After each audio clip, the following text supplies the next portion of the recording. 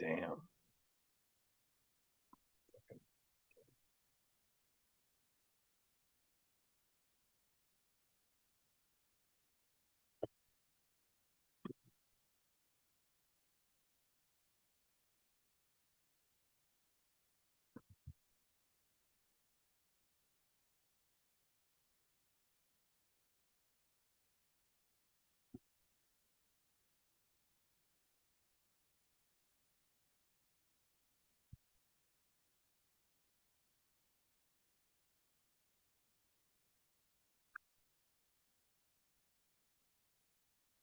Yeah.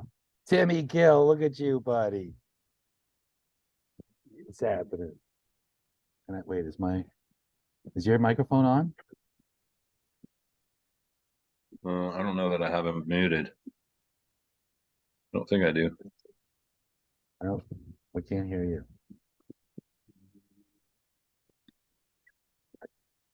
You can't hear him, right, Mace?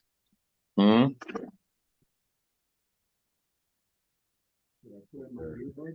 Oh, there you go. I heard something there. You gotta get right in there, Brandon. What up, Hey, B? Brandon, what's up? Here, let me take my phone out of my little stand here. Is that There you better? go. Now I There can you hear go, you. buddy. All right. How What's you up, doing? fellas? What's Ah, up, dude? long So good time to no see you see, guys. It's been pal. too long. It Too has long. been too Way long. too long. How's life for you, pal? It's going very, very well. Nice. How about you guys? Yeah, man. My rut's so comfortable it's a groove. Yeah, Right, I'm doing well, man. I just haven't quite figured out how to say no to the right people yet, but right on.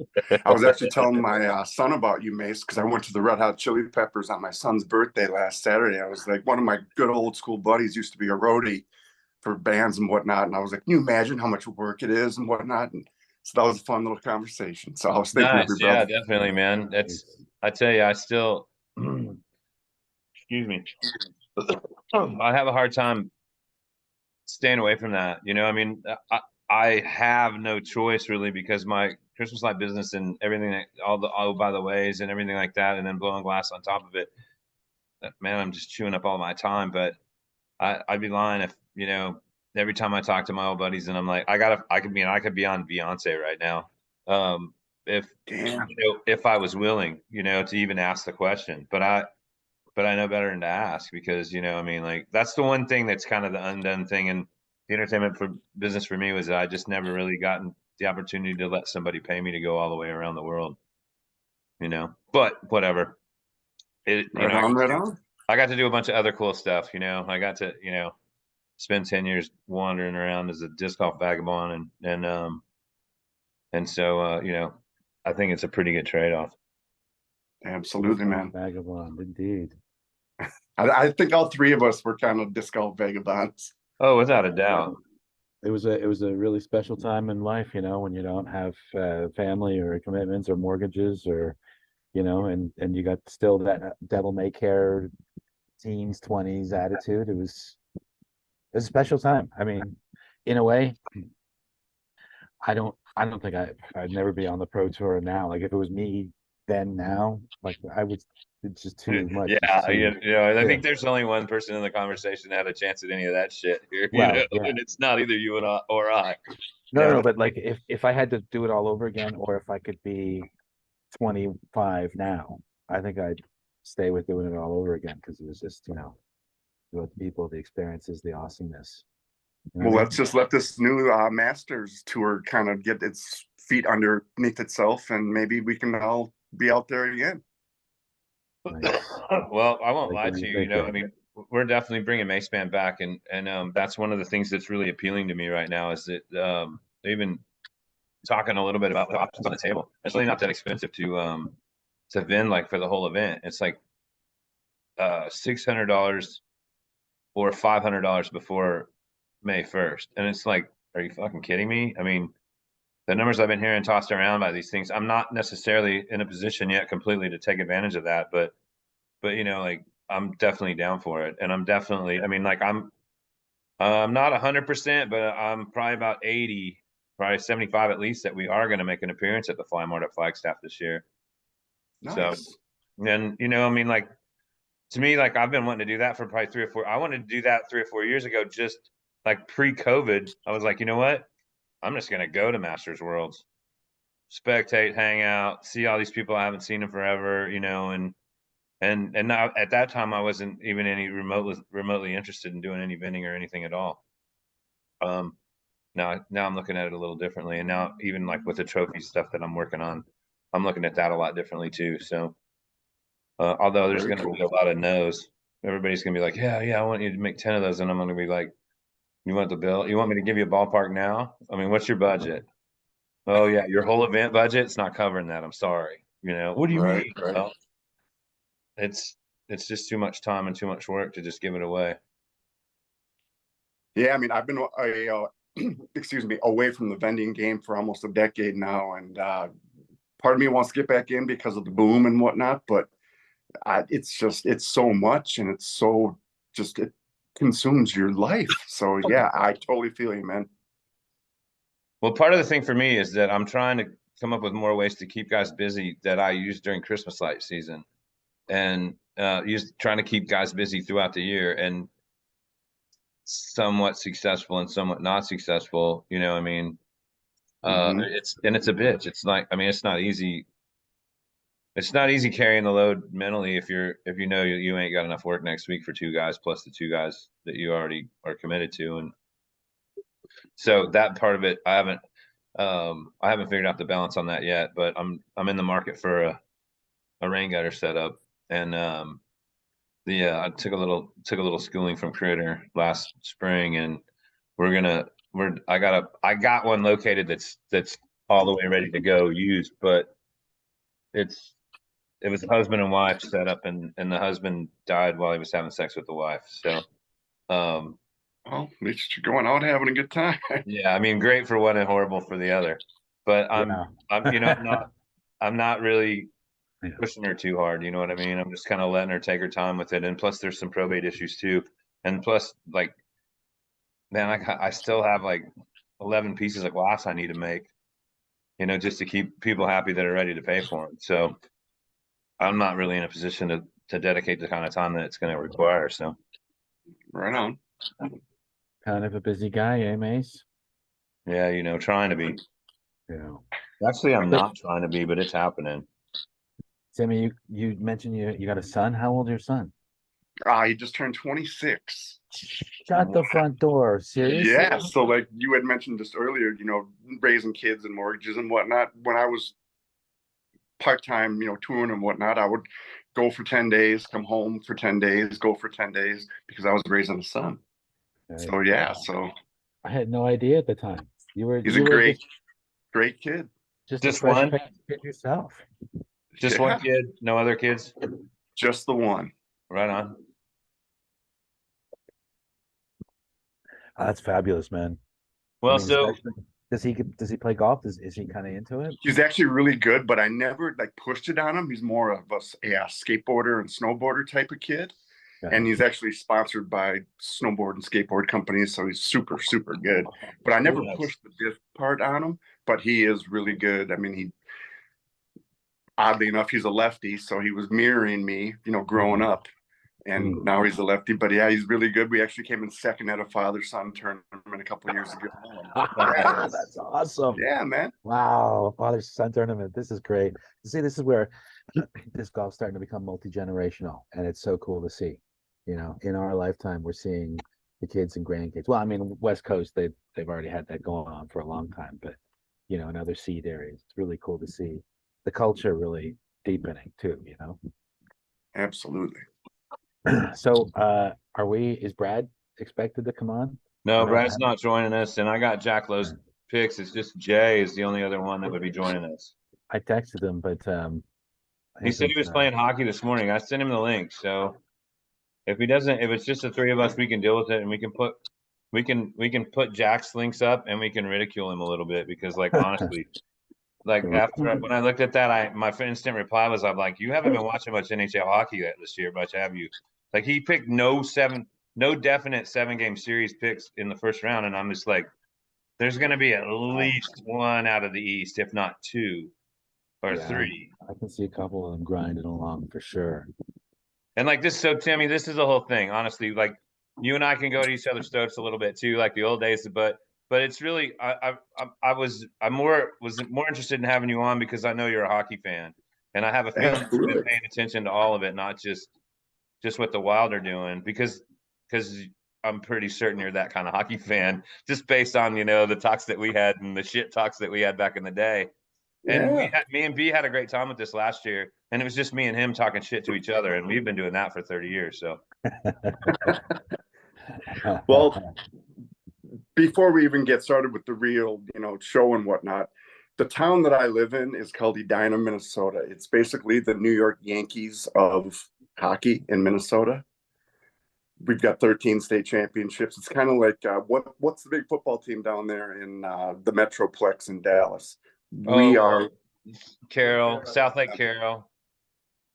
there. You go. Well, that's the town that I live in, and I still go down to the park and I skate. Not right now because the ice is horrible, but yeah, we have all the outdoor rinks, and I still skate. I played all my life, so yeah, hockey's in my blood, man. Well, cool, and dude, this is really going to be a really free form. This isn't like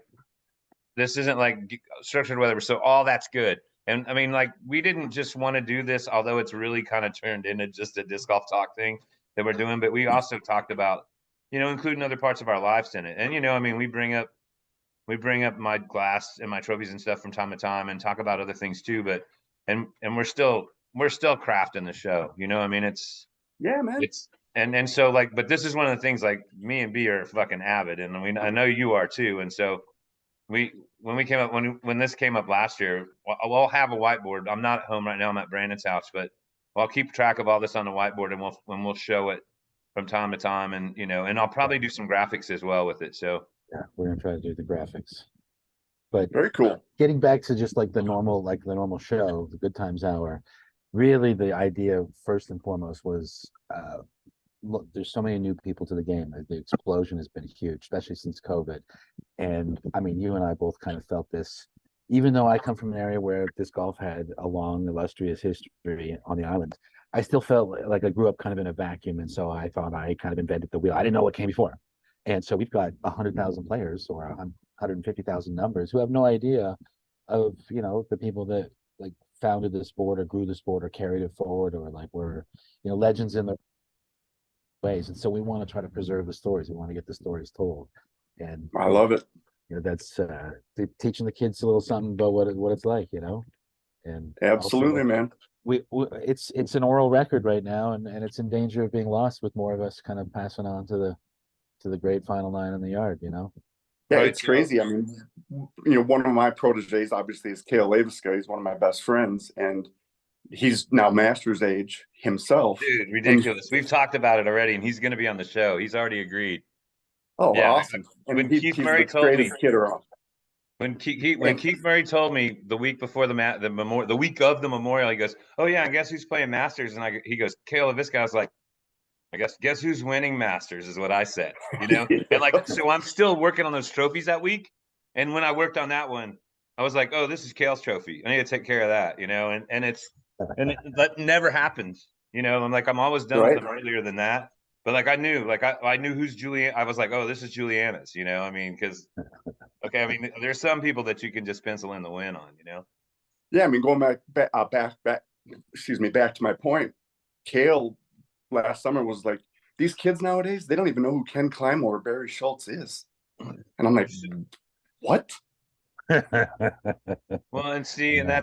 that's where we come in. I mean, although People Yuli and Brody had Kenny on the other day. That was I awesome. mean, but between you and me, man, he's too much of a fangirl. Like, dude, he asked some of like, come on, Yuli, ask some of those questions. Like, I don't know. He asked me, and like, do you really have the goat conversation with one of the people that's legitimately in it? I mean, I don't. Yeah, I mean, that was definitely tricky. that I don't know. Anyways, all right. Well, listen, I'm gonna pin it up live here, and Jay can just join us when he comes along, or we can add Jay later. But the three of us, we're Yeah. gonna have a good time. Yeah, So, man, sounds cool. We might I'm gonna have try to figure Muller. out my little stand here so I'm not jerking you around. We'll try to get Muller's picks in later too. Yeah, well, and we can add to this, and we should drag Moots in from the other side of the earth. That would be sweet. Moots, if you're out there, if you feel the vibrations, do it. Text us in. How's it this sound is- now? Can you guys still hear me? I just put it back in my little stand here. Yep, we can hear you. Cool. So we're running on almost exactly a full year anniversary of the start of the show. Since that the what it start of the is? show. Just about, because I think we had our first somewhere through like the first or second game of the first round. All right, here we go. We're gonna. Yeah, you're right. You're absolutely right about that. All right, we're gonna go live now. All right, welcome everybody to the Good Times Hour, a special bonus kind of show, a little much more free form. This is the NHL playoff picks for 2023, the Stanley Cup hunt down. We have a very special guest with us, Timmy Gill. Way to go, Timmy, all the way from Edina, Minnesota. Thank you for having me, guys. The New York Absolutely welcome. Yankees, Good to see you. the New York Yankees of the land of 10,000 lakes. You got Very that good. right. And Although I hate the Yankees, but yeah. home to quite a heck of a couple of great golfers too. Now, let's stick with the hockey though. Shall we just jump right into it? It was a hell of a season, wasn't it? Oh man, yeah. I mean, well, especially for us, like we went from like tooth and nail just to slide in for like 3 or 4 seasons in a row, and then all of a sudden, like this year, we were on it from the beginning. They were on it. I don't really have a whole lot to contribute. No, come on. You were the major cheer squad there. Well, I do make some noise. I mean, I'm definitely not afraid to let my presence be known. I think it was, were you with us, Timmy, in like 2007, maybe, when we went down to the big show and Minnesota played Dallas in Reunion Arena? Were you? I wasn't at the stadium, no, but I definitely was watching. Well, it wasn't Reunion. I Because think it was like North Stander was Carolina. there, and I think Kale was there. Yeah, It Kale was, was I mean, there. honestly, Dan Johnson. Yeah, Like, it Dano. was- yeah. It was a pretty fun. I really, that's one thing I really loved about like either the Florida Triple Crown or your big show, Mace, was you have three tournaments in the week. You're not going far between them, and one in the middle of the week, and there's lots of social opportunities as well, especially down there in hockey season. Yeah, That was that's beautiful. and that was one of the things that I only went to the Triple Crown one time, but that was one of the things that stood out to me immediately. Was it wasn't just like, okay, yeah, there's 3 events here, but there's like 2 days in between here and 2 days in between there, and there was so much interaction, so much good times with the locals, and I mean, I wandered halfway across the country and I was staying with locals, so that was how it went. But that's always been a good time to me. I mean, like going back to the old KC Wide Opens when me and you were chirping each other, Timmy, back in the day. And I mean, I remember someone coming up to me, they go, "You better be careful because Timmy Gill's threatening to come over here with barbecue sauce on that jersey." And I was just like, man, I hope he doesn't do that. But at the same time, I understood, and I never, I never had meant anything but more fun about any of it. But I mean, I think I've said this time and time again that's the best thing about sports is it creates rivalries amongst friends, and Yeah. you can just talk a little shit to your buddy just because, hey, he's wearing that other hat, And let's just hope the Yeah, and team can obviously it back was it all up. in good fun. I never would Oh, have for really sure. done that. But at that time, I was still pretty butthurt about the Wild Pretty fresh or and the North pretty, Stars leaving. So and I it's honestly been 30 wasn't years doing now, anything so to not throw now. sand in the wound either. So, I mean, I'm over it now. We have Kirill Kaprizov. I'm over it. yeah. Well, and Billy Guerin's no slouch. It's like I always liked him when we had him, and that's the kind of player that's the kind of player that maybe I don't know. I always looked at him and was like going, man, I don't know that everybody would put him on a pedestal, but I would. I mean, I'd wear a jersey, his jersey. I'd buy his jersey even if he isn't going to be on the team for very long because that's a badass player to have on your team. Yep, and he made some badass trades about 3, 4, 6 weeks ago, and the Wild have been great since. And look out! Yeah, that's another thing too. Like Jack's picks. Oh, he's picking. I think he picked. I don't. Well, let's just get I into almost it think then. he picked the Wild in 5, and I'm just like, dude, have you been watching? I mean, seriously, I don't see how that series isn't going to go 6 or 7. Well, let's just start with it. Okay, shall we? All right. Let's just look up in the we'll start on the west side since you guys are both on the Western Conference and 2 out of 3 Western Wolves. Start with the first opening, well, not the opening, but the top seeds, Colorado, Seattle. Who wants to go Man, first? I think Seattle's going to surprise the people, but I don't think they're going to surprise them enough to knock out Colorado. Even though Colorado is without Landeskog, if Cale Makar is healthy, Colorado's got that wrapped up. And McKinnon, you can't discount McKinnon. Yeah, That's the okay. same thing as talking about Edmonton and not talking about McDavid.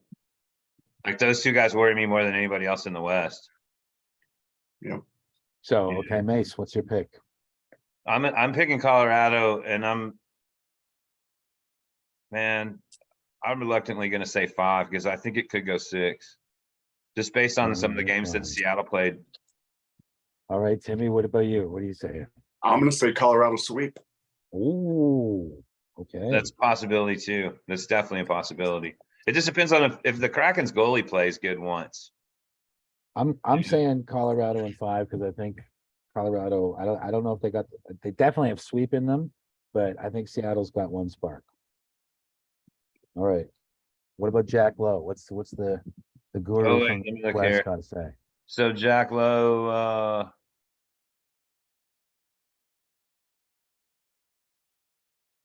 yeah, and when we get Jack Lowe in here, he's going to have a lot to say. I'm not sure it's all relevant, but Who is he a fan of? Is he a Stars guy? KC. Well, he claims the Blackhawks, but he also there's another allegiance that he's got in there. Like I was surprised when he jumped on. Oh, I think the Devils maybe. Yeah, I think you said the Devils. Because the Devils were Colorado, or they were like Kansas City, then Colorado, and then they moved to New Jersey or something like that. And he's been in Kansas City, so he picked the Avs in 4. He says a sweep. Okay. I can see that. It's quite possible, but they've got they had a lot of injury problems this year, so seems that some of those are over. But that Landeskog's huge. It's all about momentum, timing. Getting the guys back and healthy and on the same page at the right time. It's all about will take you that goalie. Put some holes in that goalie, and everything goes south in the playoffs. Okay, boys, we're gonna have to toss the grenade into the room here. Dallas, Minnesota. Mace, you lead the way, man.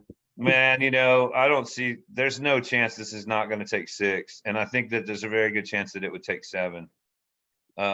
Just because, you can throw everything into the mix, even though some of that isn't relevant anymore. None of these players know about any of that other stuff, except for me and you, Timmy Gill. Right. Man, that's a tough one because I really think it might take all 7. I'll just go ahead and say 7. Dallas in 7. Dallas in 7. Okay, I will take the Wild in 7, but you got to answer me this: is Jamie Benn washed up, or does he still have it? Dude, the Ben is on. So you haven't seen much because they've won 6 straight games, but has he? Dude, he's got 71 points. He has he has 7. I think he has 71 points. He scored 27 goals. Yeah, he's not washed up. So they put him on a line with that new kid Wyatt Johnston, and a lot of the time Ty Landry was on that line too.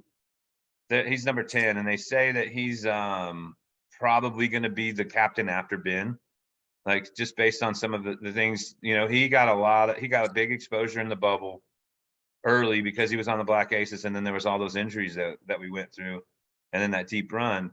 But I think Ben and Sagan have definitely stepped back up. Sagan not quite as much, but Sagan, this was the first summer where Sagan had a regular summer in terms of training and not having to be recovering from an injury or not recovering from super major 2 injuries, and sure. So that being said, we came into this season with $15 million or $16 million worth of huge cap hits that didn't produce shit last year, and every now and then Ben goes beast mode, but dude, it's a whole different, we've been saying that for a while, the Ben is on. So yeah, it's something y'all are going to have to be aware of. So you were talking about goalies earlier. How about your guys' goalie, that Jake Ottinger? They call him Otter. He's from Lakeville, Minnesota, right down the road from me. I was going to say, man, you probably know more about him than I do. I know him play. Yep. Yeah. Well, what do you think of him? He's solid. Obviously, you guys have what 3 or 4 more points than us, and you guys have home ice advantage on us. And like you just said, goaltending is so critical, and that's where the Wild, I think, might have an advantage because you got the one goalie, we've got the Flower, Marc-Andre Fleury, and Gustafson. He's just been awesome all year long too. So that 1-2 punch, it kind of bit us in the ass last year, but this year it's been much more sturdy and. I think goaltending, and with Kaprizov, I think he's going to by himself win 1 or 2 games. So if Fleury can win 1 or 2 games, then there we go. Then the Wild wins 7. Honestly, this in the West, this is probably the series of the first round. I don't think that any of the others are going to produce the action that this one's going to produce. And you know what? Honestly, I might even give you a little more credit in the goaltending category because you could probably give a half a goaltender credit to Fleury. I mean, if he's on and the experience that he brings, you know, and the places that he's played and the things that he's seen, you know, the ups and the downs and the cups, you know, I mean, that's something that's hard to, you can't replace it and you can't buy it. You know what I mean? You just have to experience it. And I've said this, I'll say this right now. And I've said it for years and years and years. I think the same thing happened. You saw it with my Chiefs. You know, a few years back, like you have to learn how to win in those games. You have to learn how to win a championship. It's going to the cup and winning the cup for the very first time. Like that's not something that usually happens. Usually you get your ass kicked in the cup and you get to go home with a bucket of sorrow, not a cup that you can put whatever you want in it to eat or drink, you know, and it's, I mean, I'm not saying that never happens, but you know, it wouldn't surprise me if we make it to the Western Conference and lose there. You know, it wouldn't, I mean, nothing really surprises me in the playoffs, really. It'll be disappointing if we lose to you guys, but at the same time, you guys have been knocking on the door for a while too, so I'm being realistic about it. But yeah, we're coming out on top, Timmy Gill. I don't know. It's been since 1991 when the real North Stars were in the Stanley Cup Finals against Mario and Jaromir Jagr. Yeah. And that was a dagger. I was there and I saw all the games and I'm still crying over it. And that's why I'm still a North Stars fan. Right. And I get that, dude. I got that the next year when oh man, and then we ended up having him. When we lost to the Devils, Arna dumps that puck in the overtime and they were looking worse and we were looking better. And it was multiple overtimes and I won't ever forget his effing laugh after that, and it was just like I just wanted to yell "F you" at the top of my lungs, and it was quiet enough that he would have heard it. But you know, that's not what you do at things like that. So, you know, it's, I mean, because like I won't forget it. It was silence. All we heard was them on the ice. Like nobody was clapping. There was no Devils fans there. I mean, except for maybe wives and staff and that kind of thing. It wasn't like that's one team that I don't see the huge melting pot crowds at the Stars games of compared to like. Man, like Wild games, Blues games, Blackhawks games, Red Wings games, you know, and a few other teams. Pins, you know, you hear a lot. There's a lot of transplants where I live, a lot. So, all right, B, what's your verdict? What do you got to say about this? Me and Timmy definitely said our part. Yeah, no, well, you guys are passionate observers of your teams and you know, knowledgeable hockey observers. I'm flying blind. I'm not gonna lie to you.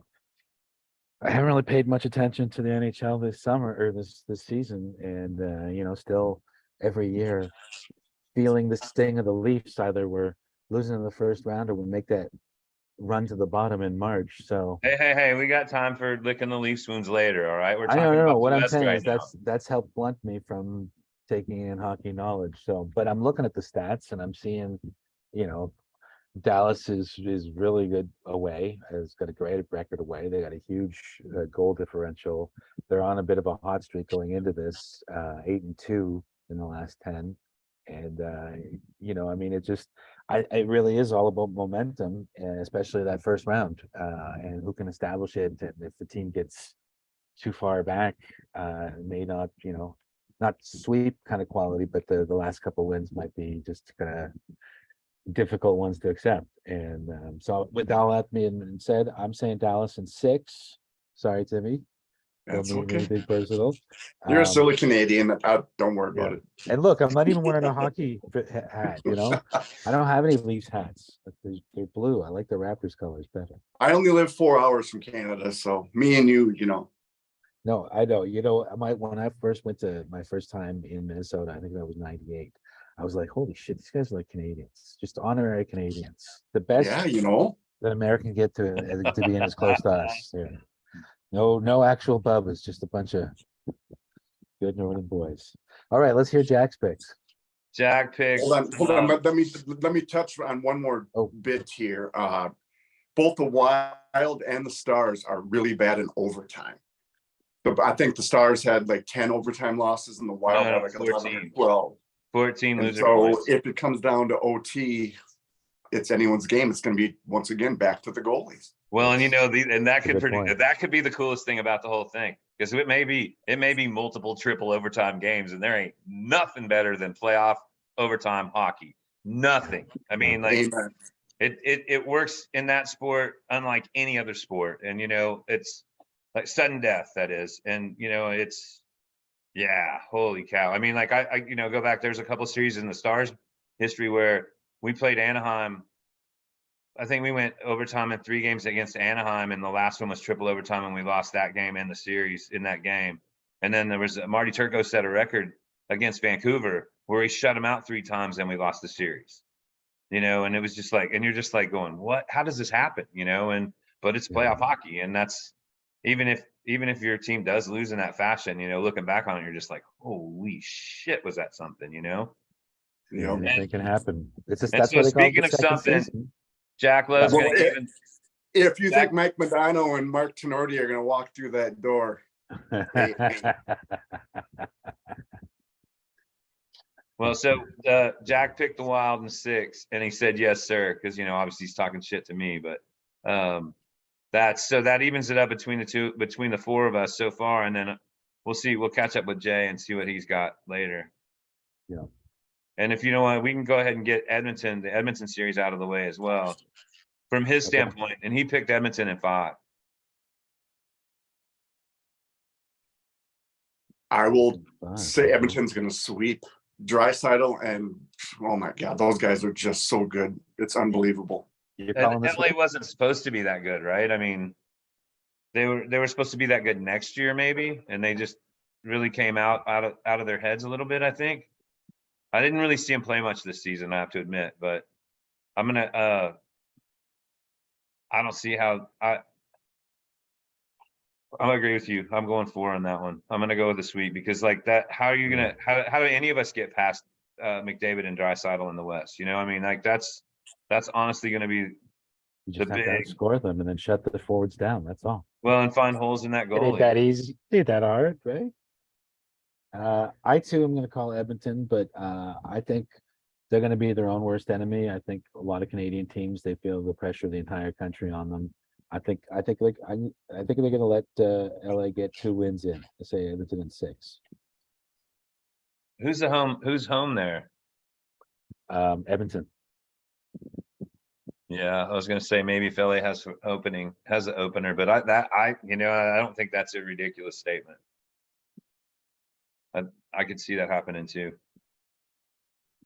All right, let's wrap up the West. Vegas, the Vegas Golden Knights, Winnipeg Jets, the Winnipeg Jets. Bit of a differential in their stats. Best in the West. I haven't even looked at it, but I guarantee you there's a gulf in between the scoring and the defense there. Yeah. All right. Well, what do you think? You want to take it, Timmy? You want to jump in with this one? Yeah, I'm gonna go Winnipeg in 6. Okay. I'm kind of like you, Billy. I'm a bias towards the Canadian teams. I think that they don't feel the pressure like the other Canadian teams do, so they're kind of more freewheeling, free flowing. The Western Canadian ones. Yep, but I think that they're gonna move on. Okay, Winnipeg in 6. I agree with you. I think Winnipeg's going to win, but I think it's going to go to 7. I think it's going to be one of those, maybe even overtime in Game 7. That'd be awesome. I think that's a valid point. I mean, one of the things that backs that up is they've got four goalie options. And Jonathan Quick's one of them. And I don't know that necessarily he's the best one or not, but the Stars just faced him a couple weeks ago, and Quick was in goal, and that we all know that all you got to do is get in, and then get on a roll, and he could easily. This is his renaissance to some degree. I mean, it's not going to happen anywhere else after this probably. So I'm going to say we'll have to call it the quickening. Could be, yeah. What are you going The to say? thing is like Winnipeg's not going to score a lot because that's not Bonus's program. I mean, Bonus's program shut down D. So which is going to win? Offense, which is what Vegas comes with, or defense, which is what Winnipeg comes with. And I'm gonna say 7, but I will go with Winnipeg because I think Bonus is just going to beat him to death with that defense, man. And what does our buddy Jack say about that? He picked Winnipeg in 6 without any comments, which is highly unusual for Jack Lowe. We've got quorum on the Colorado Seattle, on Colorado winning, on Winnipeg winning, and on Edmonton winning. So we're either going to all be happy or we're all going to be upset. So what we were thinking, just in terms if there's a tie, and we have some figured out how to do the actual scoring other than just give 1 point for calling the right team and 1 point for the right number of games. But just between us now, we can call, who do you think is going to be in the Stanley Cup Finals? Who's going to make it through the West? Who's going to make it through the East? Just think on that while we now turn our attention to the East. Might as well start with the absolute beasts of the freaking East. 135 points, 65 wins, 12 losses. Boston and Florida. Who's got Florida? Dude, Sean McIndoe on the Athletic. Yeah, he's got them. But yeah, that they're man, you know what? I don't think Boston's going to make the final. I'm going to say that right now. And because there's a lot of really, really tough teams in the East. There's a lot of battles, and they're going to have to, I think Florida's going to be their easiest opponent. And they still might be tough, but I haven't been a believer of Bobrovsky forever. I don't know how he tricked them into paying him $10 million, except for there was nobody else to pay that during that particular free agency season. And so I'm going to say, I'll give Florida 1 game. I'm going to pick Boston in 5 on that one. Okay, Boston 5. Florida gets 1. I'm just going to jump in here and say Boston in 4. It's going to be a clean sweep. It's not even going to be close. I was going to say Florida will get 1 in there, just because how many President's Trophy winners out there have not won their first round series? It does happen. Many. So I'm going to give Florida at least 1 game in there. Okay. Boston. Yeah, Jack had Bruins in 5. Okay. And with no other comment. And maybe the Bruins, maybe Florida gets 2, but I don't know. They got a bunch of players on there that haven't done anything anywhere else, and now they're there. And it just doesn't seem to happen in Florida, It's all those ruckus fans down there, the big Florida hockey scene, Yeah, that's that Florida blue, that half attendance blue hair crowd you're talking about. Is that what you're talking about there? They're still drowsy from lying in the sun on the beach all day long. You could probably do the Florida road trip, and it costs you in Tampa, but you get a big rebate on your tickets in Miami. Yeah. Okay, well, since we're still in the Sunshine State, my Leafs against the Tampa Bay Lightning. Is this the end of the dynasty? You want to go first? Yeah, I might as well Your get it team. up. I have to call Toronto. The difference this year to last year, obviously, regular season wise, Tampa just wasn't able to put it together, and and definitely some good stretches. Toronto had some really great hockey, some great production, and not just obviously Matthews, but Marner.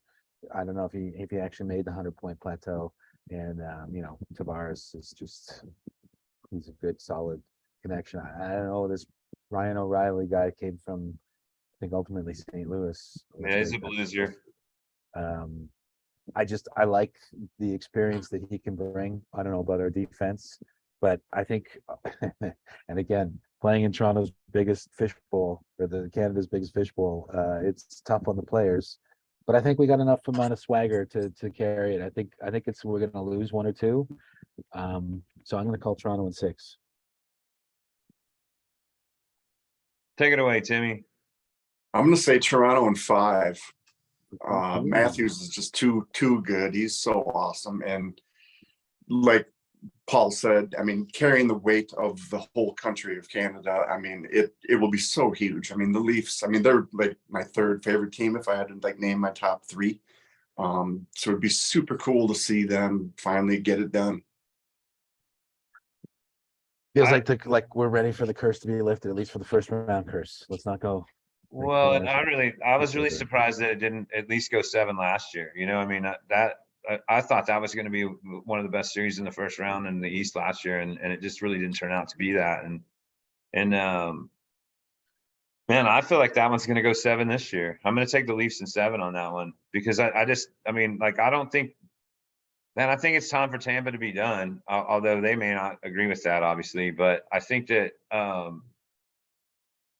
I just think that the Leafs are going to rise up, and just because, what has it been, 10 first round eliminations in a row? Oh, he's like, God damn it, why did you say that? I'm sorry, bro. No, I mean, okay. it's a better number than 56. That's for sure. Well, and that's a pretty nasty number, you know, and so you need to get the hatchet out and start chopping away at that. It's too bad Jay's not here to slap around a little bit too, but That's his hockey knowledge and Leafs passion is missing.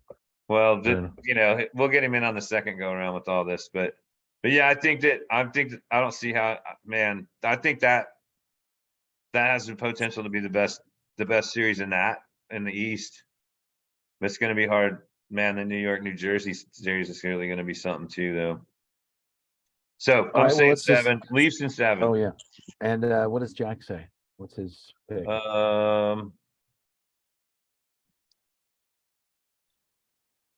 Jack says F Tampa Bay in 5 though. And I'm just like, yeah, he's literally said that FTB in 5, and I was just like, okay. Yes, well, I agree that you haven't been watching much NHL statement on my part, but you know, we'll see. The problem is that, at least it seems to me with Toronto, it's the type of golfer who is phenomenally talented but mentally weak, and the first sign of organized resistance or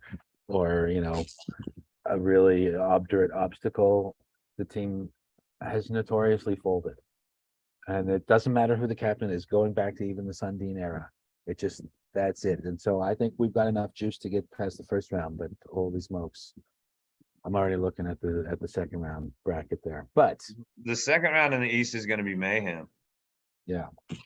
All right, let's move on to this. Looks like a really tight, the Metropolitan Division. Carolina Islanders.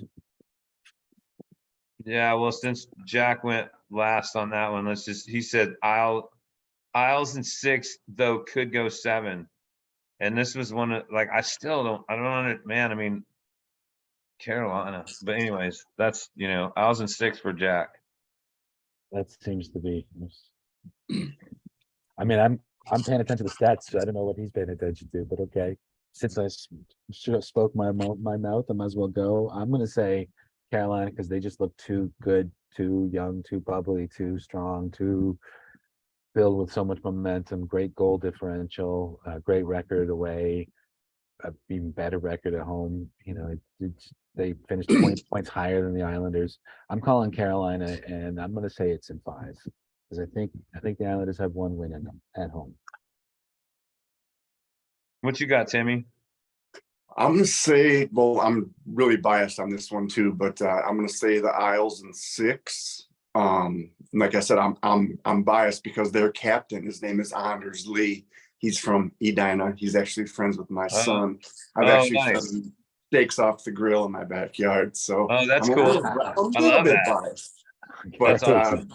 but yeah, the Isles, I mean, I'm old school hockey. I mean, back with all their titles back in the day. And I mean, it's so awesome. So it'd be so cool to see them move on. So I'm with you. I think it would be cool to see them go on for sure. All right. I don't What do really you have got? any allegiance to him myself, but and I get that. And I was really surprised that they didn't do damage last year. I mean, that was one team in the East that I really expected to really come through with the club, and they really didn't do it.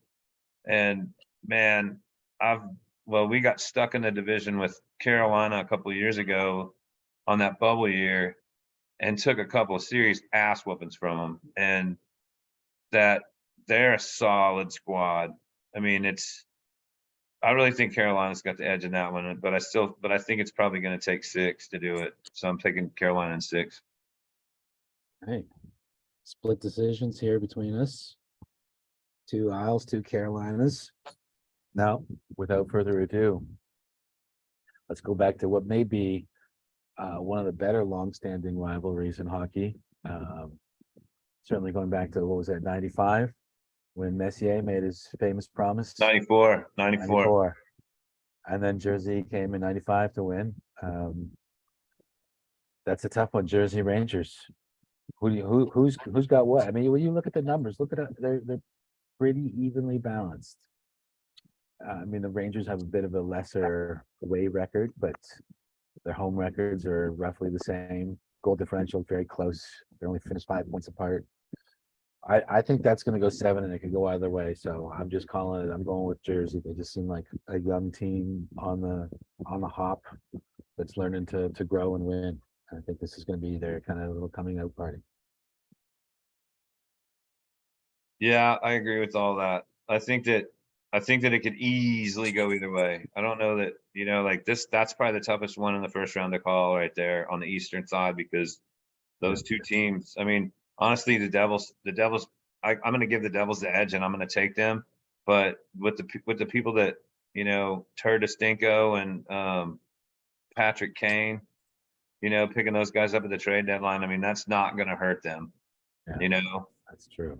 And Tarasenko's not going to ask for a trade. So, I mean, like, it's not going to be any mental crap either. So, I mean, I think that's going to be a battle right there. That's definitely going to be a battle. So you're taking Jersey in what, I'm taking 7? Jersey in 7. Okay. That one's probably going to produce multiple overtimes and a lot of injuries. Yeah. I concur, Jersey in 7. I think what Mace just said is exactly right. They're both very evenly matched.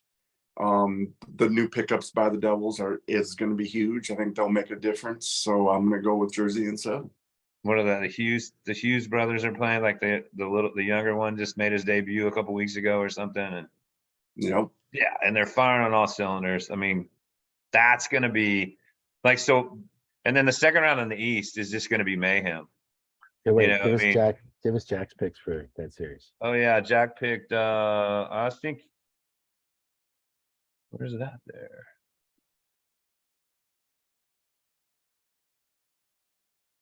I think he's a Jersey. Oh, he picked on. He said grrr NYR in 5. Like seriously, how? Man, I don't see that one going that easy. In 5, wow. In 5. Okay. Wow. So now we're not going to necessarily look at the second round now, but when you look at the bracket playdowns, who's going to meet who we think are going to finish the sweep, come out of the first round, and then as you look at the bracket, let's just go right to our thought process and pick on the Stanley Cup final winner for in case of overtime determination or You're saying a winner, or are you saying the matchup? Matchup, not the winner. Well, since we just got done with Jack said, do you need Boston and Avs in finals now or in June? So he's saying Boston and the Avs.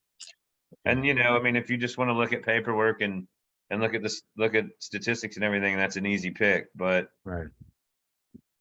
I don't see the Bruins getting out of the second round in the East. I think they're going to get the shit kicked out of them the first round, and then even more so the second. Mm. I mean, I think they're going to win in the first round, but I still think they're going to take some damage. But I'm going to say, man, it's.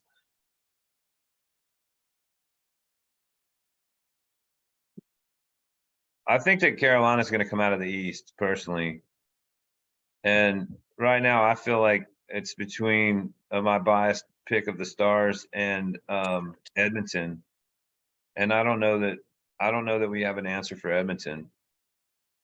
I mean, I'd like to believe we do, but if we meet them in the Western Conference Final and they're firing on all cylinders like they have been, I don't know. I don't know if we're quite ready for that or not. You know, to be honest with you. So, um, you know, it doesn't matter. But I'm going to say that it's going to be Edmonton and Carolina. But I am giving my Stars the Western Conference Final. So screw all y'all. They're getting to the finals. But that's, you know, my biased opinion. What do you think, Timmy? What's your In a perfect world, the Wild would make it, but I'm realistic. I mean, I'm a Vikings fan. I know how things turn out. So, hey, and I know that from the Chiefs and the Royals too. Don't kid yourself. yeah. But in another perfect world, it would be the Leafs versus Edmonton. That'd be pretty neat. That would be really cool to see. Oh, Canada. I don't How think long's it been since Canadian teams met up in the finals? I was going to ask Paul that. I don't know that stat. I don't know if that's even ever happened, has it? I mean, since like 67. going back to original 6 years or something. Who did the Leafs face in '67? I believe it was Montreal. Well, there you go. So 50 some years. Like not in our lifetime. Well, I don't know. You know, you scratch the average hockey-loving Canadian, and you'll find a Gary Bettman conspiratorial nut, and it's widely disseminated at the low-level drinking beer in the park level that they'll never allow two Canadian teams in the finals. So, I would love your matchup, but me personally, I think Boston's got too much jam, too much. They're going to make it at least to the Stanley Cup final. I don't think they're going to win, but I think it's going to be Edmonton, Boston. I can see that happening too. I just think that this year's playoffs, the high-end talent is really going to come out. So the Connor McDavids and the Austin Matthews and the Kirill Kaprizovs for my Wild, I think the high-end talent's really going to shine this year. Jason Robertson. Yes, he's pretty good too.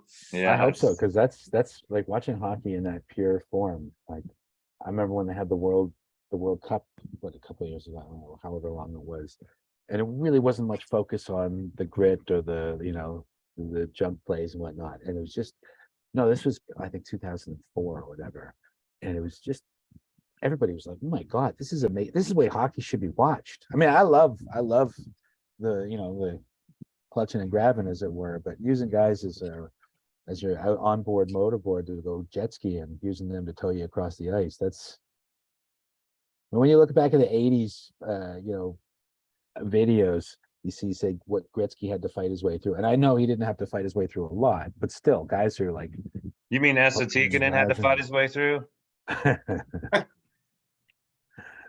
Okay, yeah, that's a Taylor better Anderson. one. That's a better one. All right, well, so we're gonna have to see. Maybe we can try to do this, either at least have picks and text it, and we can do it in a show, or we can do this again, kind of more informal, just before the second round. Yeah, I mean, well, they could go a little quicker. So I mean, I think we could do it live. I think it'd be cool to do it live. It's like the 15-minute intro on that show in 2 weeks, if that's the right time frame. Or we can talk about maybe doing another Sunday show if that works for everybody as well. Because I mean, this is kind of cool. I like it. I think. Yeah, I haven't looked at the schedule, but if it does go to a game 7 there, Mace, maybe we got to have a pregame dust up before that game 7. Dude, I'm fine with that. Yeah, that'd be fine. I'm down with that for sure. 100%. We could definitely do that. That's awesome. And I'm good with I'm good with getting together at any point on that too. And just because, like, honestly, I read a lot about all of this, and I try to pay attention as much as I can. And like this, like with using the streaming service last year and with the NHL on ESPN and TNT in the States, I watched bits of all the games in the first round. You know, because I would watch two on my computer and have two going on the TV at the same time. And I don't have as much free time on my hands right now to do that. But like I'm going to blow glass on Monday and Wednesday evening before like Monday evening. I'm probably gonna smell like the hot shop when I walk in, and I do not care because like it's the two of my favorite things in the world. You know, is making glass and going to playoff hockey games. And I'm literally going to be jumping in the car at 8 o'clock and ripping across from Fort Worth to Dallas to go to that game one. But luckily they don't really drop the puck at 8:30. They drop it at like 8:42 or something like that, you know. So Some tight timing, bro. I'm going to be using all those minutes. I might even drive the big van so I can pay to park and make them let me park downstairs so I can just run into the building.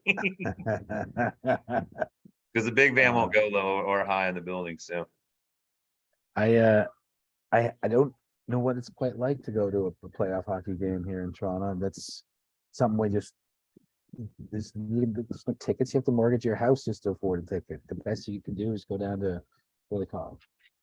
Jurassic Park. I don't know what the Leafs version of that is. Well, this is right outside the stadium, basically, the Jumbotron. I'd love to be able to go to like a Leafs play, like be inside for a Leafs playoff game. Hey, what about my. I did take you to that in '98. Oh yeah. I took you to game 6 or game 5, Stars versus Red Wings, when we Western Conference Finals. Yeah, conference finals. We forced game 7 or game 6 in Detroit with Jamie Langenbrunner scoring from center ice. You remember that, Timmy? I played against Jamie Langenbrunner growing up. Yes, I vividly remember it.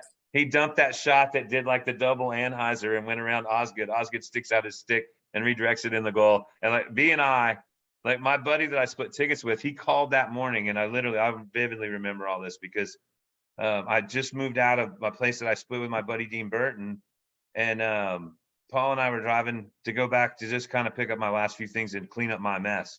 And Tom calls up and he goes, you could hear him. He's like, dude, I'm not going to make that game tonight. You know anybody that wants to go? And I was like, hey, Paul, you want to go to the playoff game tonight? He's like, well, yeah, you know, and it's just like, and immediately I go, dude, you know, this is going to be an epic game. You always call in sick to the epic games. Like, I don't know what's going to happen tonight, but it's going to be something big. So you better be tuned in. I'll see you later.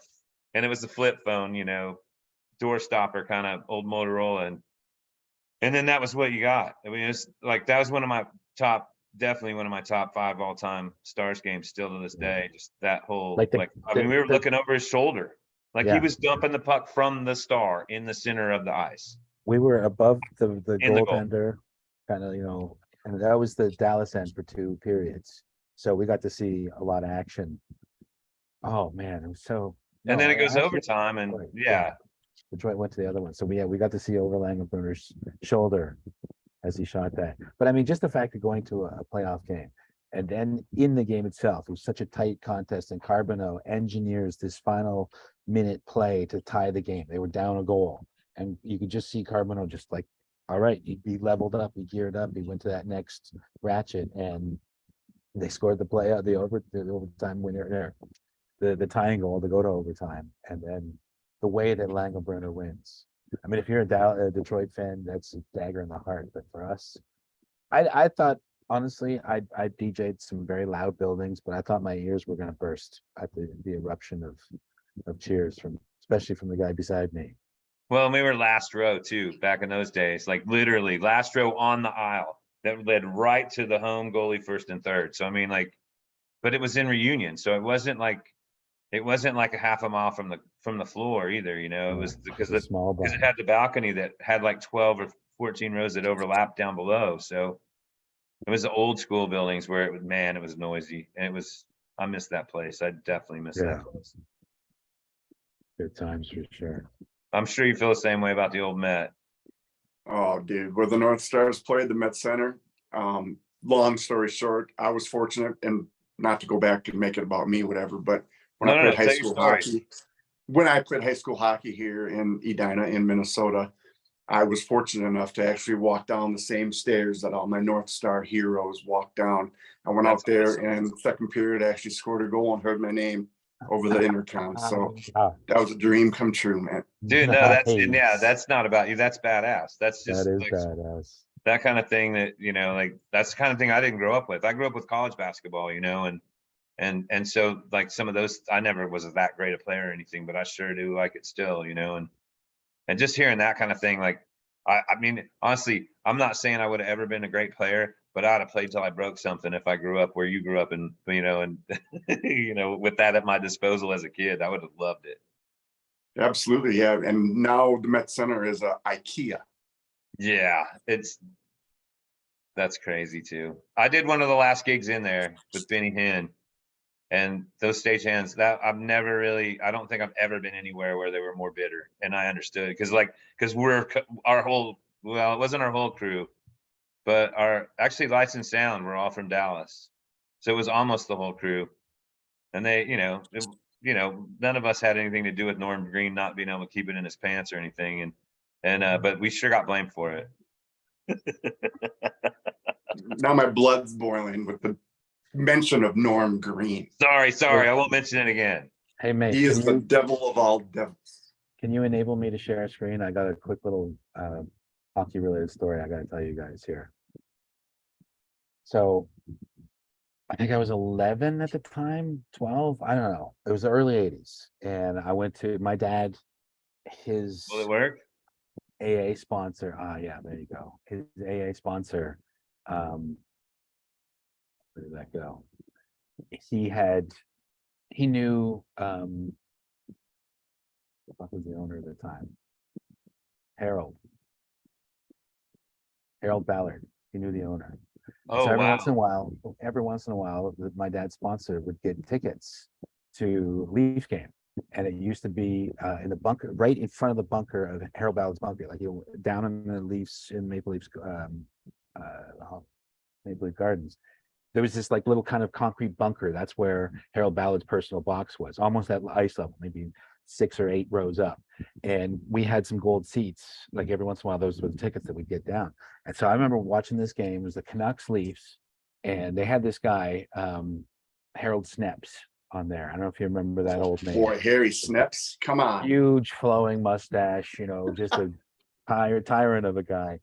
Well, at one point in the game, he had shot this slap shot so hard, but it was so wide, and it hit the glass. And I was literally 5, 6 rows up from the glass. It hit it so hard, it smashed the glass to a million pieces, showered everyone in front of us. Like, and I remember keeping a piece of that glass that was broken. And then later in the game, Richard Brodeur got clipped by, I think it was a shot as well, where like behind, you know, where the neck protector didn't extend to at that point. And I don't think now they've got the little extra plastic floater underneath the mask. I think that was put in place kind of because of that as well. But he was not knocked out on the ice. He was on the ice for, you know, however many minutes. And this is a photo that's in the Toronto Public Library archive of him being helped off the ice. And you can't see this guy right here. See where my mouse is? That was my buddy, my best friend growing up. He was sitting beside me. So I'm right here. That's my arm right there. See where my mouse is? Yeah. So that's my buddy Dave Fife. I just missed being, you know, immortalized forever from that night in the Toronto Public Library archives. That's amazing. That's super cool. So Very cool. I did Good a hockey gig in Maple Leaf talk. Gardens before they tore it down, or not tore it down, before they stopped doing shows there.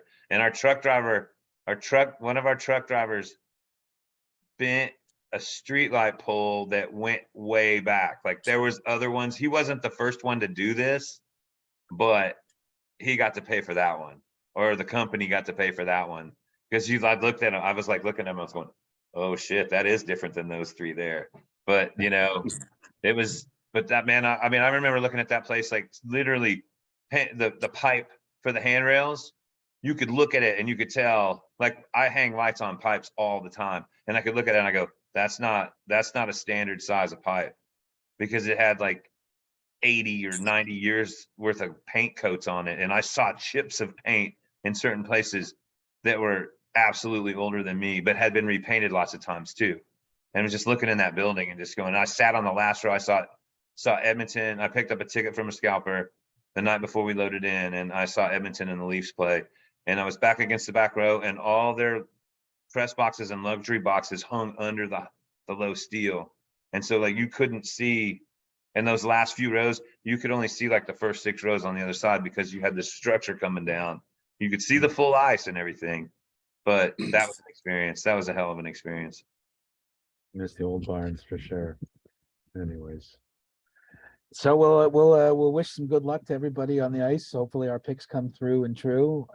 We got some surprises, some not so surprises, but let's try to meet up in 2 weeks and touch base and see where we're at, and maybe we can do it like they said on the live show. Yeah, definitely. And hey, Timmy, definitely good to see you again, man. It's been way too long. Yeah. Keith's been threatening that you were going to show up out there, and I've been there for I was signed up. 6. You are? I was signed up and I was ready to go, but my back and my neck started messing with me. So I started like overtraining, and I was throwing good and I was feeling good, and I was going to try and battle Kale down there.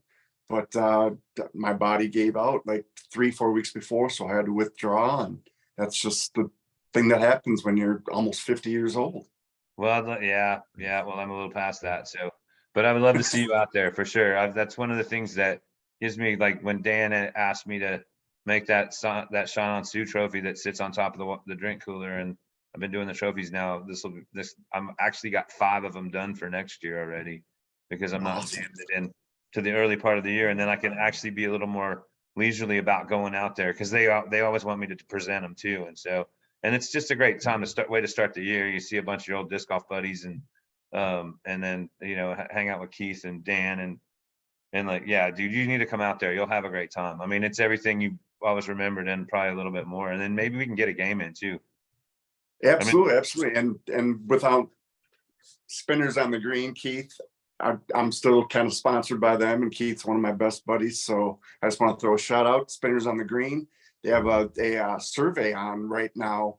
I forget exactly. I got to read my notes, but some national survey, and Spinners is on the list of like one of the best outdoor sporting good stores out there. So go to Spinners website, check them out, and vote for Spinners on the Green. There you go, man. Right on. Well, if you're up to it, we'd like to have you as a formal guest on the show at some point if you're into it.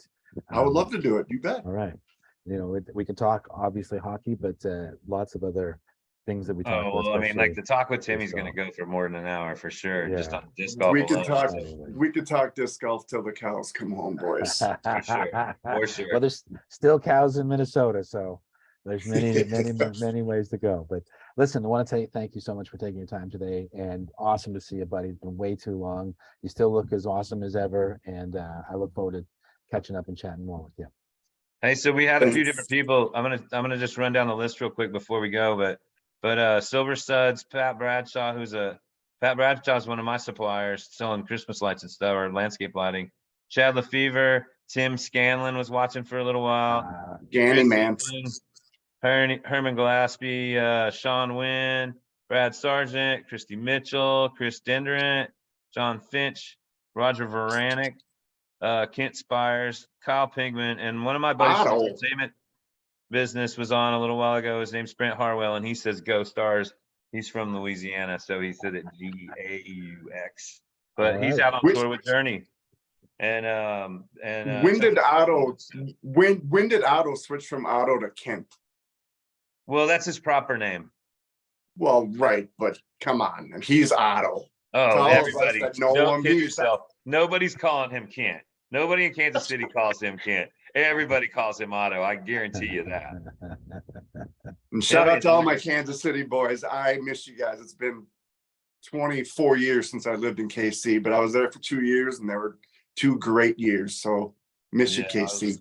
I love that town, man. It's awesome. So, all right. Well, hey guys, thanks a lot for doing this. And we will, we're tuning in. We got Brad Schick on Tuesday at 7 Central, and Jonathan Poole the following week. I'll iron out the details on that, and I'll have that posted tomorrow as well. And if all goes well, Harold Duvall the week after that. And that'd be huge. And then all-star list, man. and then we got Johnny McRae and Pete May on deck in May. And then, you know, we'll get you in the list, and we got a few, I mean, like and we got some really cool things in the works too. This summertime, we're going to do a series, and I'm not going to say any more than that, but that if we can pull that off, that's going to be one of the coolest things that anybody's doing like this. And I think a lot of people are going to grab some attention on it. So we'll see what happens. But thanks again. And Way to man, pump it up dude, there. I can't tell you how good it is to see you and hear your voice, bro. I can't wait to see you in person. Yeah, Appreciate you having me. You got it, Nice. dude. Talk to y'all again soon. Cool. Love All you. right, guys. Love Take it y'all easy. too. See Love ya. you, bud.